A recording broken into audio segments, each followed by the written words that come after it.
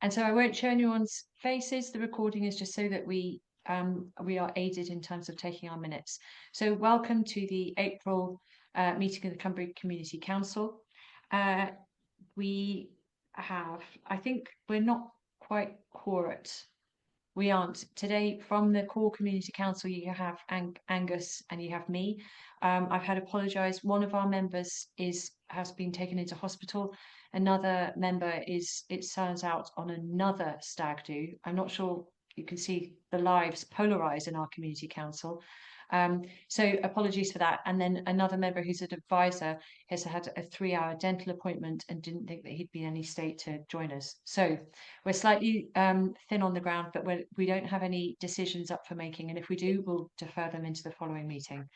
I don't think we have any declarations of interest, Angus, unless you've been up to anything you want to declare now. Okay, shame.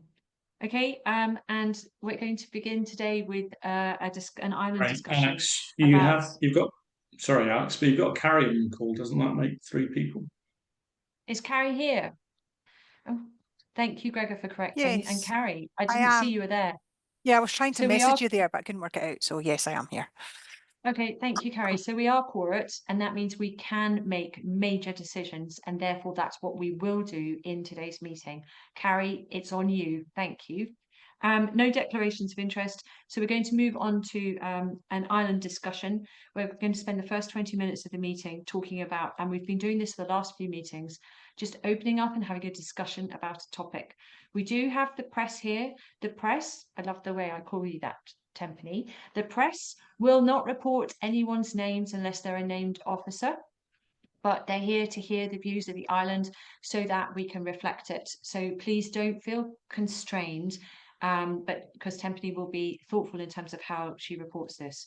But I thought the best thing to do would be to start the discussion about camping and camper vans with just a statement, because we've done a lot of work on this already, from Gregor about the current actual legislation, so that we can talk about where legally we stand as an island to start with. So Gregor, can I give you a couple of minutes to do that? Yeah, so we wrote some guidance on the website last year, just to clarify what the exact position is, because there's quite a lot of confusion about it. I'll put the link in the chat during the debate. But there is a lot of confusion and misunderstanding about what people are and are not allowed to do in Scotland on the land. So the basic rights are set out in the Land Reform Act, and that defines what people's rights are to access over other people's land. And those rights are not unlimited, and although I think some people think they are. So, for example, it does not include motorised vehicles. So the Land Reform Act does not allow access over land to cars or motorhomes or caravans. And there's an outdoor access code which goes alongside it, which makes clear that if there is public or private land that people are using where parking is restricted, where the landowner has restricted the parking rights, then you have to comply with that. So the rights to access over land are not open-ended in the way that some people think that they are. It's also clear that there are various offences associated with how people access open places, and they're to do with leaving litter, lighting fires, and allowing things to get into groundwater. So getting rid of waste in the way that we have seen some people do is clearly not complying with the Act. And it's also clear that if you bring anything with you, you need to take it away with you. So one of the things that we've seen a lot of is people hopefully leaving bin bags next to full bins and just expecting they'll get taken away. Whereas, of course, what happens is the birds rip them open and that rubbish gets blown all over the island. So wild camping is a very different thing, which is to do with lightweight visits in small numbers for a couple of nights, and is nothing to do with motor vehicles. So Nature Scotland also reiterates that rights do not extend to motorised vehicles. And the Camper Van and Motorhome Professional Association states we would always encourage motorhomes and camper vans to stay on official campsites or designated motorhome parking areas. So, I mean, I think the thing that we simply don't have the infrastructure to support large numbers of motorhomes parking up around the island. It used to be kind of just about right when there were just a few, but certainly since COVID, when we've been around and there have been, up to 50 motorhomes parked up around the island, and that can be, 100 people with no facilities to support them, inadequate bins, and nowhere, particularly if people camping in tents but with cars, and they have nowhere, no toilets. It's just not supportable in large numbers. So we put up no overnight parking signs, or North Ayrshire Council put up no overnight parking signs in agreement with the landowners, which took about 2 years to negotiate. And that has helped a little bit, but those signs, some of them have been vandalised, and people are just ignoring them. So today, when I cycled around this morning, it was a new one even on me. There were 2 4-wheel drive vehicles parked up on a beach, so not even in a parking bay, just driven onto the beach, and they had their tent there, and they had their barbecue, and they had their everything else. So some people are respecting the signs, some people are not, but it is clearly still a problem. So that just really sets out the legal position, and I'll put the link to where we've written that up in the chat. So does anyone want to come in on this? Cumbrae Forum, Eleanor, you're on mute. Oh, sorry, not Councillor Collier, Eleanor. The other Cumbrae one. Forum. I'll mute me. Don't really know if you want to hear from me, because I could be more than 20 minutes. But can you speak up, please? Oh, I'll go near the microphone. All of the things that you said about campers and camping, as a dog walker who goes around the island, I could tick all of these boxes several times almost every day. There were 2 fires I was aware of today. There's debris every time people leave. They say, oh no, we're very good, we don't leave any rubbish. And I'm sure there's lots of people can say, well, actually, that's not true. I can confirm that, Eleanor. Most definitely can confirm that on Yeah. farmland, not just on the shore side, actually Mm. in fields where cattle are. Not in my brother's land, thankfully, recently, but another farmer, he stopped counting at 150 cider bottles alone in his field. And he had to pick them up, and it was a field that actually had cattle in it. He videoed it, and he said to me that he wouldn't share it with me because he would be arrested for the things that he was saying. But I want pictures of a gentleman who was in a tent for a while at the targets, and there was human feces all over the place. It was disgusting, wasn't this? That was the same with the other farmer on the island. He had to clear all that up as well, because I think, and Gregor can correct me in this, but I think if you have human waste on your land, it's your responsibility to clear it up in case somebody gets infected through it. So the number of incidents with human feces is disgraceful. There are no toilets around the island, so why do we? I mean, if you've got a tent or a caravan, I used to have a caravan. I'm not anti-campers, but I am anti the mess that they leave behind. It's disgusting. You shouldn't leave anything behind. But if you have no toilets and you're there for several days, then guess what's going to happen? So the Community Council has been, before my time, Graham was aware of this, and he worked long and hard to work with Jan and with CCDC to create a camper van sites on the island. One of the problems is that we end up with that site not necessarily being full and yet camper vans on the streets. There have been reports of people emptying their chemical toilets into the flagged beach. That's been witnessed by residents. And quite often residents are noticing that there are people who are on the front camping overnight. Sometimes I've photographed them with gas bottles in the street and their seats out, but also at a time when the camper van site isn't full. So the problem we have is that we've spoken to North Ayrshire Council repeatedly. They have worked with us. They put up the signs. That took us, I think, 2 years to get the signs put up. People have been turning the signs round and attempting to take the signs off, but the signs are there. But at the moment, people feel that there's no next stage to it. And part of the issue is that we can't get a bylaw, and I'm talking to Sandra here at the moment, because we don't own the land. North Ayrshire Council doesn't own the land. It's the farmers that own the land divided up into different pockets that's quite complicated around the island. And so because of that land tenure, it makes it really hard to get an island bylaw. Gregor, you've raised your hand. Yeah, I mean, just to clearly over last weekend, I think it was so the pier is another particular issue. The pier is owned by North Ayrshire Council, and there are signs on it saying no authorised vehicles, because obviously it's an access for emergency vehicles and for the Coast Guard, and there are safety equipment on the pier, and yet I went and spoke to some people in a motorhome. There were 6 motorhomes when I went to talk to them, and they said they hadn't seen the sign. But clearly, I mean, it's a very obvious sign. And 3 days later, they were still there.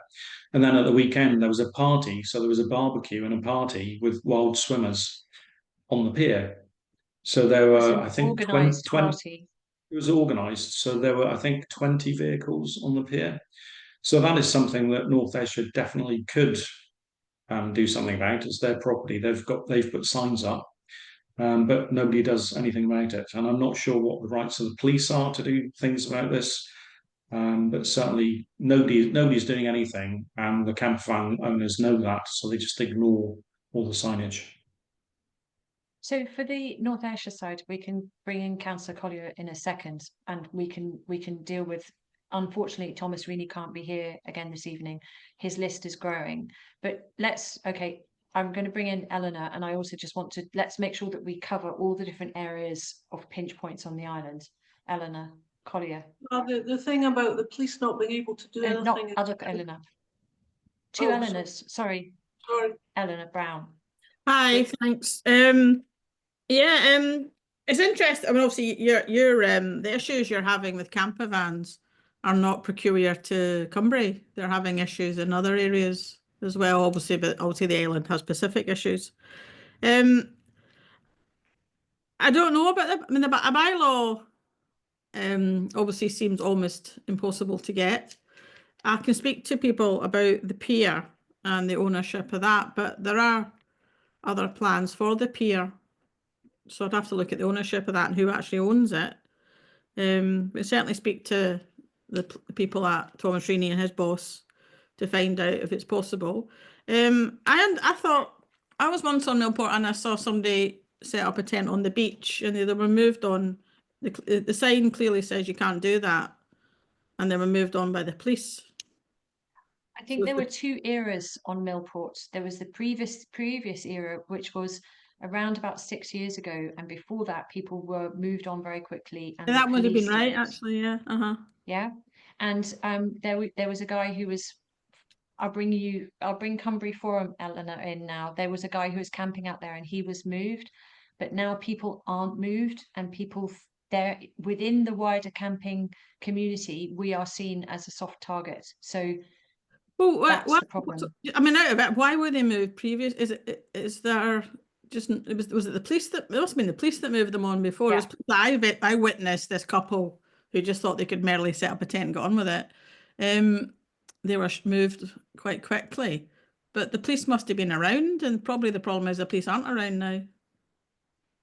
I think the police feel that they don't have. Eleanor, Cumbrae So there Forum was an Rangers. instance last year, or maybe it was 2 years ago, where there was a tent right next to the helicopter landing site, and it's clearly signposted there, no camping.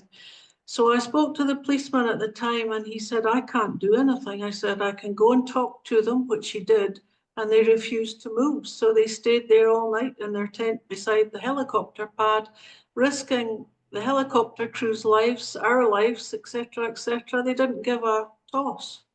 The police had no authority. So 6 years ago, when the police did it, the police were more forceful in terms of how they moved people on. Didn't you know what the material change was? That I don't know whether it's connected to that whole thing of parking no longer being within the police's area. But we didn't decriminalise parking till last year, so it's quite Don't know interesting. why. You know what I mean? It's not that. Maybe there was a hole between. Maybe the police gave up long before North Ayrshire. I think they did give took up on because they were talking about responsibility it a for lot. Yeah, And they that's were what talking happened about it in before. Scotland, because every single council had to apply, and it took ages. That's why we didn't put it until last year. Okay, well, I can speak to Police Scotland as well, because I was talking to them only today about another matter, the regional police, and asked them what the position is, because it'd be quite helpful for other areas in North Ayrshire if we knew what the actual position was of the police. I think that would help. I can ask Place and Thomas and Russell what the position is in terms of getting more and more effective signage with some penalties. I mean, I don't know if we can, I mean, especially the pier shouldn't have parties on it for sure. So, and if it's North Ayrshire land, then surely they can sign it accordingly. But obviously you're still left with the problem in the other parts of the island. So it is already signed accordingly.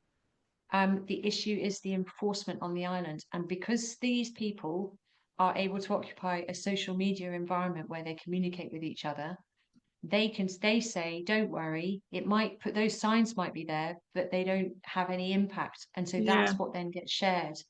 So there is the case of, so are you aware of the case of Tyree? I think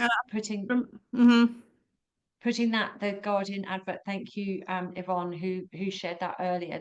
I've just put that into the chat. But in there, where people come over to the island, they have to have booked a pitch for the night. Yeah, seems fair. We would like to get to the point of Tyree, and we would like help to do that. And if it means that we have to go around and lobby with Sandra's help, every single farmer to agree, we will do that. We've spent 2 years getting the signs, and if we need to work with Jan to extend the spaces that are available for people to stay in a way that their feces are not left in our landscape, and that they bring profit into the island when they come, let's start with the positive, then we will do that.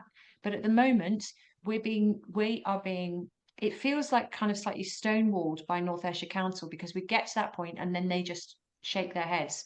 We need a route forward. We need to be told as an island what we can do so that the island is managed in a way that's appropriate. But at the moment, it makes us feel, and a number of people feel, extremely, as in Sandra talking about a video that's taken where someone's reaction is so extreme, because it makes us feel kind of like people are treating us like the wilderness, but we're a tiny island and we spend a lot of time clearing up after people coming. You know, last year there were people decided that on the grass areas of all of the beaches, they'd have bonfires or put things.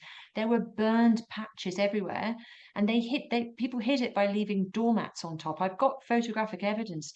The things that people left behind from the encampments that they created, they come and think that their weekend is the only weekend this island's ever occupied, and then they leave.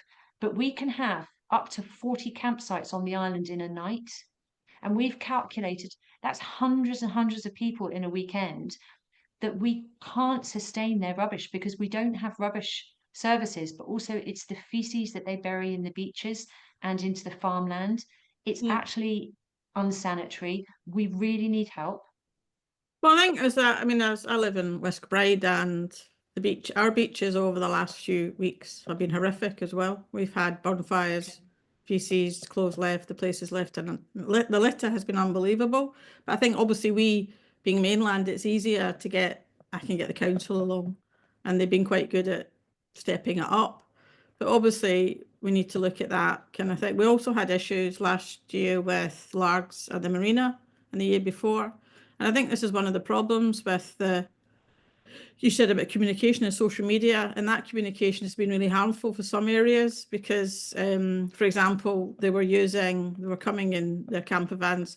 The marina have pitches, but they were staying in the car parks, and whenever they got the code to the marina facilities, the shower and toilets, they would share that on social media, and they were using it for nothing. And the mess of them was, when I'm at the marina a lot, and the mess was horrific for people that were paying nothing.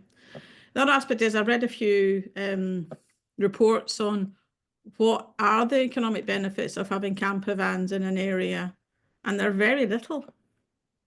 They tend to bring their own food. They don't tend to eat out in restaurants.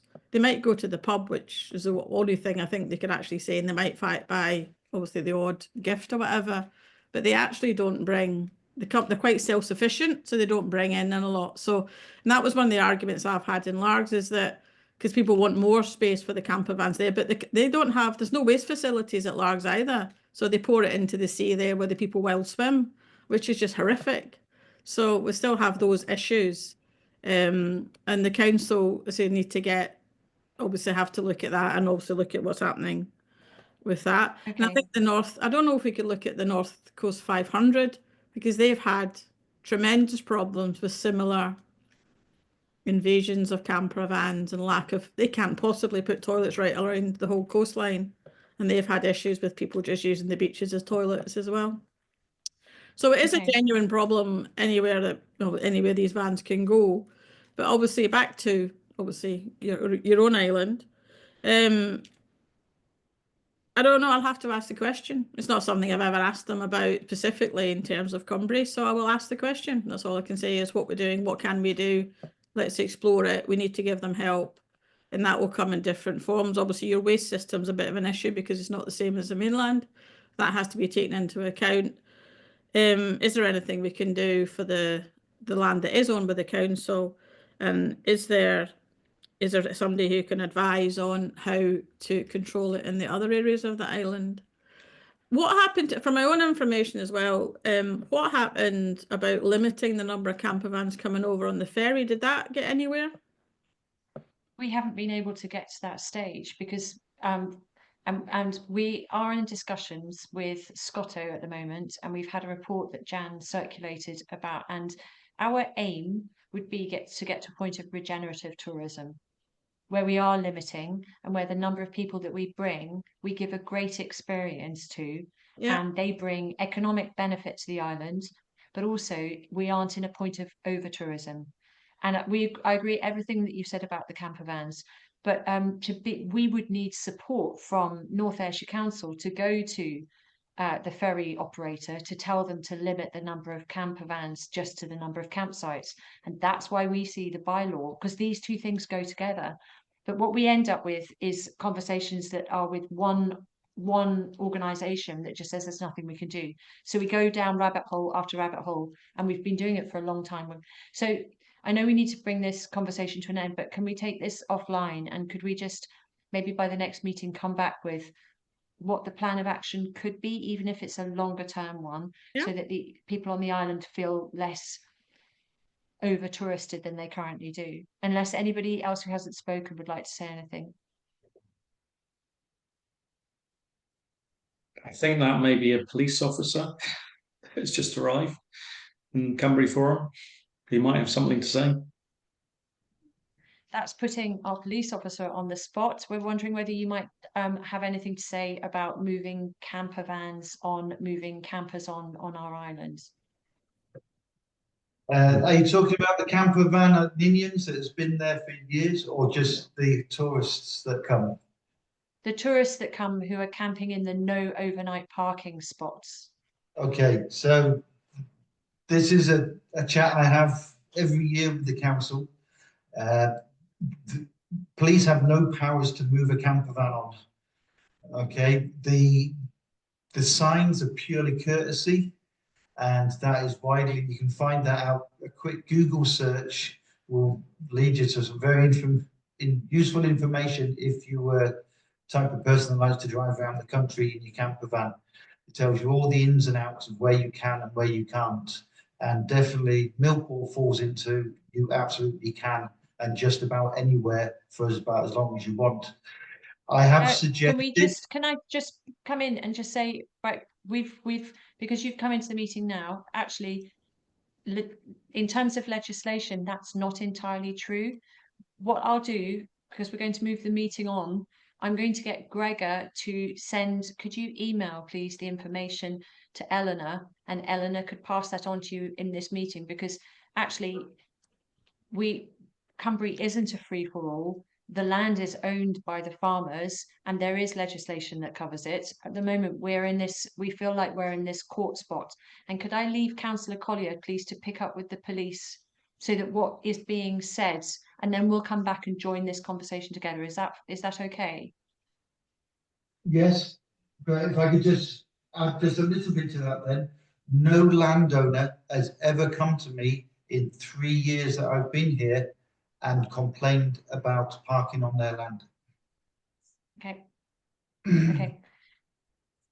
That's partly because maybe the films that the landowners have done have got so many sweary words in that they're afraid that maybe you might arrest them. That's come up earlier in the meeting.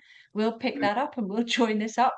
And I think actually we could have quite a fruitful discussion. So we'll join that up in terms of the meeting, but I don't want to take everyone's time by going over all that again. So Okay. if that's okay, I'm going to come to you for the report for this month. Yeah, sure. Yeah, apologies, I was late. I was just at a little call that I needed to deal with prior. So since the last meeting, there's been 18 calls to the police within Millport. One of the calls wasn't related to Millport, it was related to Paisley, I think it was. He just happened to be in Millport when he came to the police. We've had one crime. One of those calls resulted in a crime report being raised. Other issues are the normal things we get here regarding parking, noise complaints, drunk people in the street making their way home and knocking on the wrong door, assist member of the publics, which is, to be fair, mainly those in the community that elderly and reside by themselves, so family phone in and a little bit concerned for them, so we just go and do a little check. Obviously, you probably saw the HeliMed was here the other day. We had a little call for that.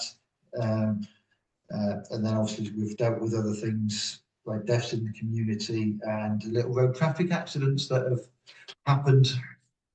But apart from that, as I say, only one crime has been raised in the last month.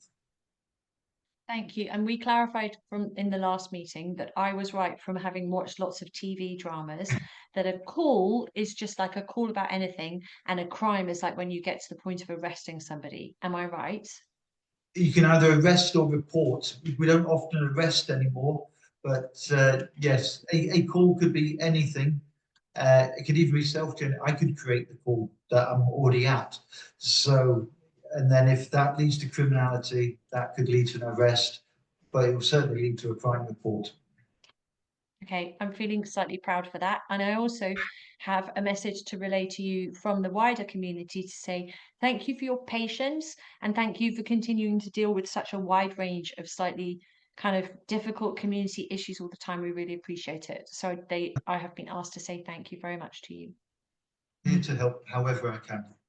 Thank Okay. you. Okay, any questions? Hi, can you hear me okay? Can I ask a question can you- about going back to the camping? How many farmers are involved in Round Island? Does one know how many Sandra, farmers? do we have, I think we have 5 farmers or farms on the island. And I 5 think farmers have land going down at various points, but I don't know which ones have, because the council, I believe, owns some of the in shots, and farmers own some of it as well. And So then what there's a farmer that Sandra, rains maybe the owner. could we commit Sorry, I to, think there were 5 people that had, because there was the farmers and also the golf club. The There's golf the golf club course. owns Yeah. some of the land. so what I think we could commit to doing as a community council in consultation with Sandra, and could we do a little map so that we actually know who owns which land that goes where as the beginning of this? And then behind the scenes, I'll connect in with Councillor Collier once she's spoken to the police and the Thomas Reeney's bosses, and to just have a look at what how many different land holdings we're talking about. Okay. Does that sound fair enough? Yeah, I'll do my Okay. do my best. Thank you, Sandra. Okay, Thank so you. if it's okay, I'm mindful of time. Oh, did you have another question? Sorry, I didn't want to. Ian, did you have another question? No, no. Just I moved on to the island 6 years ago, and I detest camper vans. I think they're the scourge of society, as you said earlier. They bring nothing, they leave rubbish, and they go away. But some people have, in this meeting, this is like admitting you're an alcoholic. Some people, thank you, Eleanor, have acknowledged that they maybe have owned camper vans, and we're trying to be open and friendly and accessible to everybody. However, it's to do with the scale and the impact on the island. And so at the moment, we just need it managed. And that's why we built a camper van site, or why CCDC host and manage, that we kind of instigated as a community council. So It'd be quite good if you could limit the number of camper vans that come on the island. That's If where we're the going to try amenity and get site's to. full, nobody else comes on. I know it's difficult because some vans don't have windows, etc. But anyway, you're Okay. trying to deal with it. Also, I'm aware that we need most to move of on, the but rubbish is Councillor left Collier, by campers as opposed to camper vans. yeah, that's a different matter as well. Councillor Collier, you wanted to come in. Clarify, how many spaces are there in the site, just out of interest? I couldn't remember. Jan. 17. 17, so 17 17. official pitches with, are they powered? Have they got power? Yes, yeah. Yes, They've they all are. got power. And they have green waste facilities. Yes. Got waste facilities. Yes, and So fresh that's- water. I just wanted to clarify that, so what's already available. Thank you. No problem. Thank you. All right, I'm mindful of time, so I'm now going to speed us up, but there are a few, we should be quite swift through the rest of the agenda, so anyone who's worrying about us going over, we will move forward. Right. Coast Guard, I don't think John's around, so I'm moving past that. IOCTA, we don't have a report from them. Jan, CCDC. Thanks. Start with Garrison House. So work continues apace at Garrison House thanks to the settled weather we've had of late and the more reasonable temperatures. At present, Hilston and Bennett hope to have all the windows and doors installed by the end of May, and Go Right are aiming to have all stonework, pointing, etc. completed by the end of June. The library has taken delivery of their new furniture and shelving, etc., and they're hoping to reopen within the next 7 days. An official announcements to be made by them. This month, Garrison House played host to a public information session run by several representatives of North Ayrshire Council in relation to the Milburn Flood Prevention Scheme. This event was very well attended and there were lots of questions raised by members of our community. And we've also hosted the Scottish Women's Convention Roadshow, and we're delighted to be part of the Millport Open Studios Trail event over the Easter weekend. Looking ahead to May, and we'll be hosting, weather permitting, the crowning of this year's Cumbrae Queen within our sunken gardens on the 5th of May. And then we have the Millport 10-miler event on the 11th of May. And at the end of the month, the BB Regional Camp within the grounds of Garrison House between the 22nd and 26th of May. The Garrison House Board have been in discussion with the Cumbrae Youth Project team on the island, who are hoping to secure funding for the opening of a breakfast club and in time a homework club operating out at the drop-in centre within the grounds of Garrison House. The securing of funding will allow for the upgrading of facilities within the centre, which will also benefit our other groups, including guides, karate club, etc., who make use of the space. These proposals, if it goes ahead, will work in conjunction with the other groups currently using the drop-in centre to ensure their continuation alongside the Cumbrae Youth Project. Finally, the report has now been produced following on from our SCOTO press pause workshop held within the garrison in March of this year and has been shared with all who attended the workshop and Cumbrae Community Council. Funding by ARIA, the Ayrshire Rural and Islands Ambition Fund. The workshop focused on community-led tourism and it was extremely well attended by business owners and members of our community on Cumbrae. The workshop looked at what could be done differently to help the community move forward, provide a range of ideas for consideration and also set out inspiration from elsewhere. The primary aim being for tourism to deliver real benefits that address local issues at an individual community level. The idea the presence of visitors should be making a positive difference and helping make the community an ever even better place to live, work and visit, which is kind of what echoes what you were saying, Alex. A follow-up meeting is planned, the date to be confirmed. They're either looking at end of May, June, or if business is preferred, it'll be straight after the summer break, if time allows. So we're just waiting for word back on there. And that concludes the report for this month. Jan, thank you. I think the works that you're doing look really spectacular. It's such a transformation. It's really great. And you're managing them in a way that it doesn't feel like you're doing major works. I think it's been really sensitively handled. So thank you for that. I think the Scotto report that came through was really interesting. Gregor, I forwarded it to you and I was just wondering if you could please put it up onto the website so that everybody could have a read of it. I mean, I work with Scotto in my other life. I think it's a great report. I think some of the proposals that they've got about kind of like that visionary branding long term for the island and how the island's going to position itself are really thoughtful, really great. It'd be really interesting to see what happens next. So please carry on with them. That's really great. Thanks. Any comments from anybody else? No.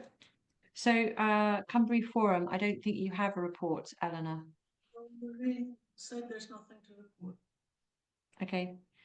By the way, Eleanor, thank you for giving out all those Easter eggs and for helping the Easter Bunny make it possible. Right, Millport Motors we don't have, the golf club we don't have. I have a short report from Cumbrae Primary. I've got huge apologies from Julie. She says Lily Curry is very much looking forward to being Cumbrae Queen this year. P7 are away to their residential at Dumfries House next week, which is very exciting. P5 are starting their block of 6 swimming lessons on the 1st of May, kindly funded by the Cumbrae Forum, who didn't mention that. Children are also going to receive a talk from the fire service about summer water safety. And next week, the Largs campus police officer is going to be delivering an internet safety talk and mobile phone talk to all parents who attend. So sounds like the school's continuing to be busy. Field Studies Council, Duncan, who's attending another stag do, has sent a text. He says visitors to FSE for April. They've been universities, they've had Nottingham Trent, 30 people, Strathclyde, 25 people, Glasgow, 35 people, Edinburgh, 60. In terms of schools, Greenhill, 37 people. They've had religious groups, the Family Fellowship, 157 people, Sufi religion, 40 people. And all in all, it's been a very busy April considering the schools and universities are on an extended Easter break. So that sounds like they're thriving, very busy. Ferry users group, looking for something short, concise and positive, Angus. Positive and ferries don't tend to go together, Alex, as you well know. I think, to be fair, services run reasonably well with one or two minor hiccups over the past month or so. We've got a number of discussions ongoing with Kilmac, main one being about the contingency planning for the service. In terms of, any breakdown, within an hour of a breakdown, that they're starting to mobilise a spare boat from somewhere, and we're doing a bit of toing and froing with that at the moment, particularly for the winter timetable where there's only one vessel there. The summer timetable site invest at Isle of Cumbrae, we have ongoing discussions with Kilmac whether it's actually suitable to maintain the timetable over the summer, so we're waiting to hear whether they're going to substitute that with something that can actually keep to the 15-minute timetable, and that's the main points for me at the moment. Thanks, Alex. Thank you. Really helpful. Any questions Oh, brilliant. Carol. Could you ask them about disability support, please? I mean, I find that it works very well on Cumbrae, mainly because people know me, of course, but the people in Largs the other day just casually watched me fall off the edge of the ramp. And the other thing is that when it gets really busy in Largs, there's absolutely no one to help, you know, any disabled person onto the ferry, because, you know, they can't even get close to it. And I just think we just need to tighten that up a bit if we could just ask them and see if we can keep it on the agenda. That's all. Thank you. Carol, are you approaching them to ask for help each time you get on and off the ferry? I mean, one of the problems in Largs in particular is that, you know, when I don't have enough vision to find somebody to ask when it's so busy, and you know, so you're looking around for, you know, you're looking around for somebody that you can ask to help you find a staff member, and it, you know, so it just, you know, I mean, it's not so bad, and it is supposed to be on demand, you know, on demand. And in fairness, you know, most of the time, if it's not too busy, I can manage. But it's when it gets busy, and as I say, particularly the summer staff in Largs, they just don't seem as, they're just not as well trained. I think that's the bottom line. But you know that. Okay, no, I can raise those concerns, Carol. Thank you. Okay, thank you, Carol. I'm sorry, that sounds horrible. Okay, quick updates, Key Island projects, place plan, Gregor. Yeah, so just on the place plan, we have submitted the challenge to the Island Communities Impact Assessment that was done for the Second Home Council's tax. So North Ayrshire Council have registered that. They have told us where they're going to post details about it, and I'll post the link in the chat. So basically it's handled in a similar way to a planning application. So they will have to publish details on a particular web page, and then people will have an opportunity to submit comments and to make their views known before the actual review of the impact assessment takes place. So Eileen Craig, I think it is, who's head of Democratic Services, is taking charge of that at North Ayrshire Council, and we will continue to post updates about that as we receive them. Any questions for Gregor? Okay, no. Carbon Neutral Islands project, we don't have Scott here. I just want to say that Scott's in the background been raising some issues, that he's got concerns about the flooding and the Millburn flood prevention scheme. So if anyone has any issues that they haven't raised through the formal routes, please let us know. Okay. Just say on that, there is a meeting about that on Tuesday. So if anybody has any particular concerns, if they could let either Scott or myself know before Tuesday, then we will raise those at the meeting. Thank you. Town Hall, they say they're on annual leave. They're not around. Marina, Jan, I believe that you're going to make a comment on behalf of you and Graham at the dentist. All right, sorry. Where with Marina, we had Kathleen Dow from North Ayrshire Council did visit the island. That's probably about a fortnight ago, just with an update in that MacArthur Stone had been appointed to deal with initial stages in relation to the pier and the works that are going to start there. And out with that, that was basically the main update for now.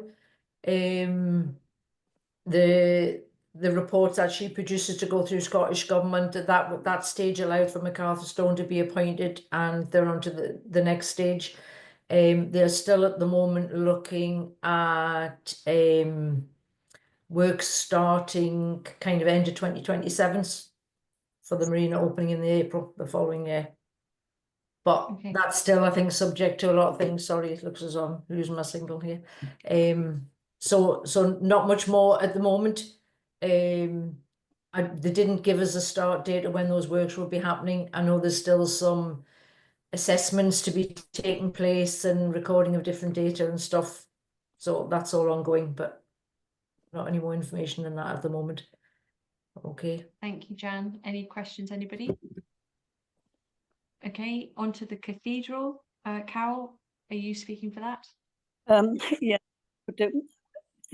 we at the moment we are working on the renewal of the Cumbrae Trust, and in terms of the physical trust that actually owns the cathedral and the lands, and it's dated the mid-1850s and it's not fit for purpose, so that is being moved forward into a formal charitable trust at the moment.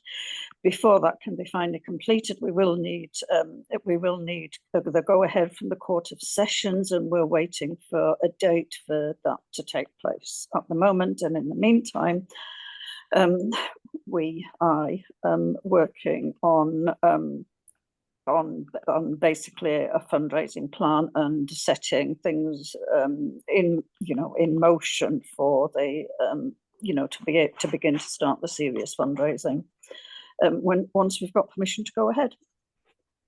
Okay, thank you. I'd like to make sure that you get the Jan Scotto yes, please. Presentation, and that you're kind of aware of some of that in terms of the background, because I kind of feel like the cathedral and its future residential offering is going to be such a linchpin in terms of the tourism offering for the island.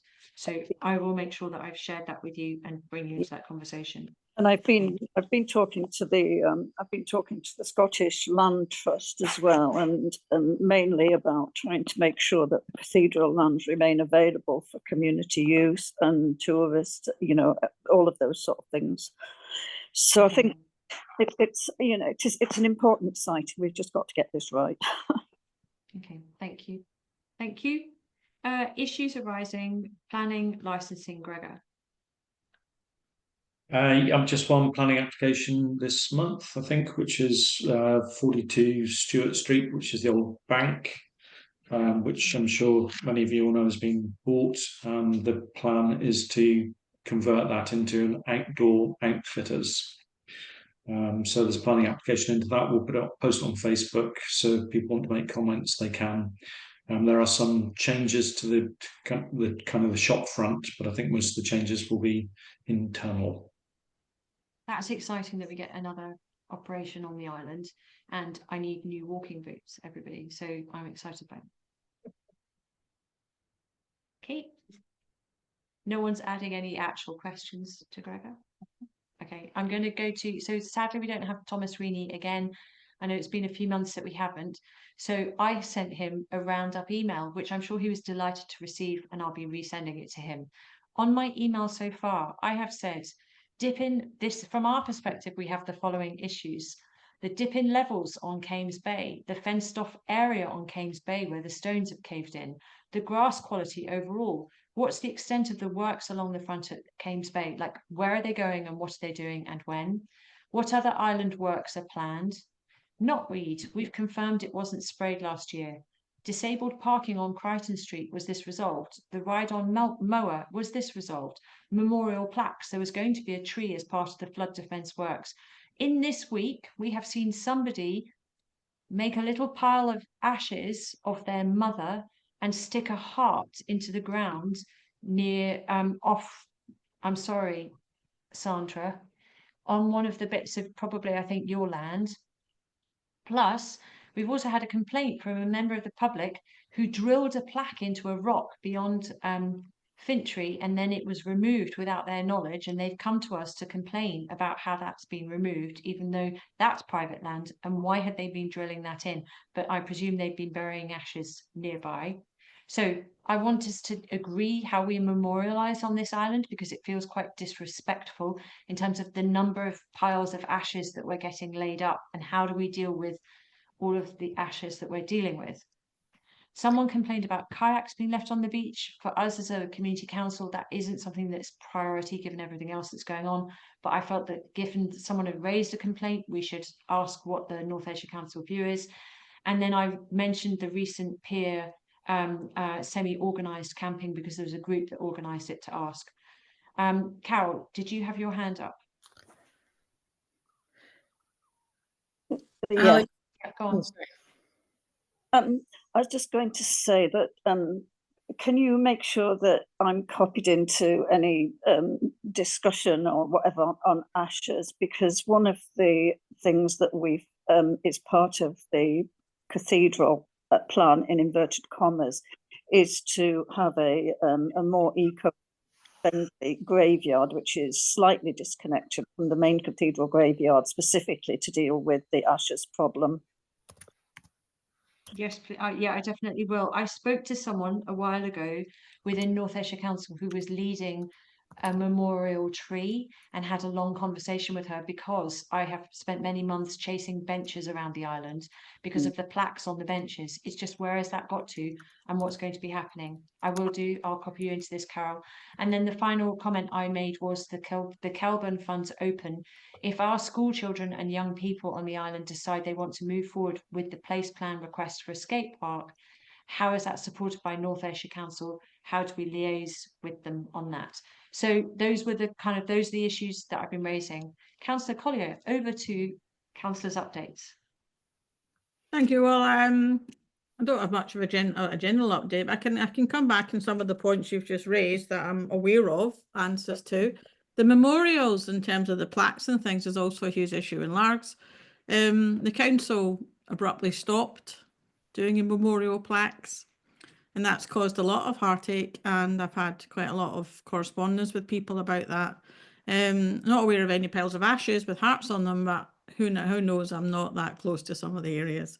But I too have been told about this memorial tree and one thing and another, but so far I've not seen any evidence of anything. As you say, Alex, I don't see where they've got to, so I think some clarity in that is required. In terms, I mean, what else are we talking about there? I'm just thinking what other issue I should have written it down. Well, one of the main issues for us at the moment is that after the flood defence works left, we were left with areas that were supposed to be grass, and we did have a huge storm, and because they weren't grassed properly, the grass hasn't recovered, so we've been left with kind of sand and stone areas, and some of the parts of our tarmac weren't curbed properly, so they've eroded on the I thought they were, I mean, that I knew about that, and they were supposed to be sorted out. They called it snagging, but it was more than snagging in my mind. But they hadn't completed the works even before a snagging project, from my point of view. So it's disappointing to hear that that's still not happened. So could you send me that email that you sent to Thomas and add anything else on it? And I'm halfway through an email to him already. I'm just typing what we've already said. Okay. I think the official opening of the flood defences is the 28th of May. Is that right? Is it? So my first snagging email that is in this chain that you'll get was on the 30th of October. I've been chasing these issues repeatedly since the 30th of October, and I've just started putting that in the loop. Okay. Just to tell you that I've had an invitation to the opening of your flood defences on the 28th of May, 9:30 in the morning. I don't know, I wonder, so we, as a community, we weren't aware of that, but that's very exciting news. My point is that obviously, apart from the fact I'm surprised you don't know, is that I'll use that as leverage as well. Okay. I'll forward this email to you now. Yeah, and I'll get it away, and obviously point out that since the great and the good are coming to look at all, what's happened, then it'd be nice if it was finished, to be blunt. And also the grassed areas made good, etc. I think that's the least they can do. They might do it for that. They should do it otherwise, but they're not the easiest people to get moving.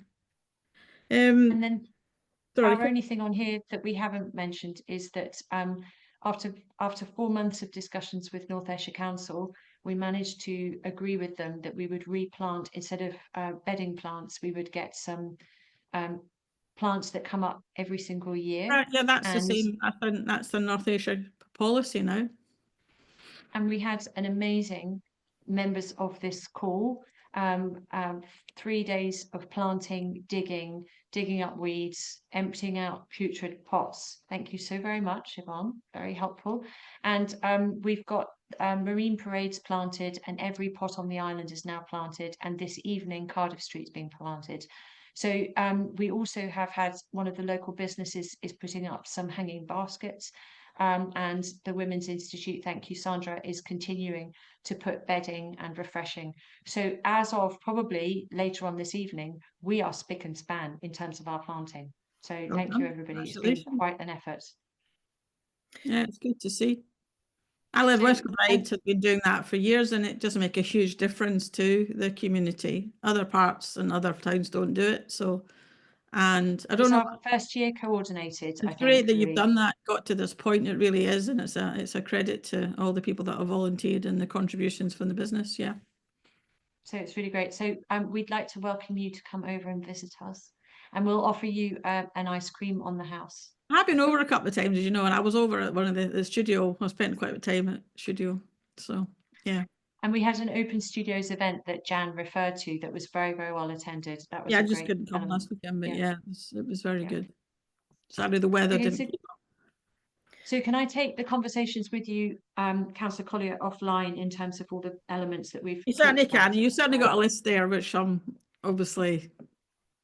It's interesting to see how long you've been waiting for replies. I have a similar list for other parts of the North Coast Board, but tonight we're here to concentrate on yourself. So yeah, send it over and we'll put our weight behind it and see what can happen. That would be really appreciated. Thank you. And thank you everybody for your inputs. The next meeting is going to be Thursday, the 29th of May, and we'll send out the link and we look forward to seeing you there. Alex, can I just say something, seeing as the meeting is being recorded? It's not my land, it's my brother and sister-in-law's land. Just to make it clear as it's recorded. And also, again, not my brother, but I know of another farmer that did go to the police, not the gentleman that was in with Eleanor in the forum, but the police just said it's not a police matter. Okay, so the police, that farmer told the other farmers, so that's perhaps one of the reasons that this policeman that was on the call hasn't had anybody speak to him. I don't know why, but I know that definitely happened. Another police person said it was nothing to do with the police, so the farmer could deal with it whatever way they wanted. Okay, noted. And thank you, Sandra. And I'm sorry that I inadvertently implied that you owned absolutely everything on the island. I would love to, but I don't. Okay, and I'd like to see, Carol, have you got a final point? Yes, just, well, two very quick points. Firstly, I understood the men's shed were dealing with the memorial plaques at one point. I don't know whether that's still happening, but that's by the by. But the other thing is, Alec, if we could just remind everybody who hasn't had the appropriate emails that the third round of commonplace planning is now open for online comments, ideas, etc. For the commonplace plan for North Ayrshire, just to remind people that if they want, to put their views forward if they've got any. Okay, thank you, Carol. Right, thank you, and have a good evening, and see you in a month's time. Thank you. Thank you.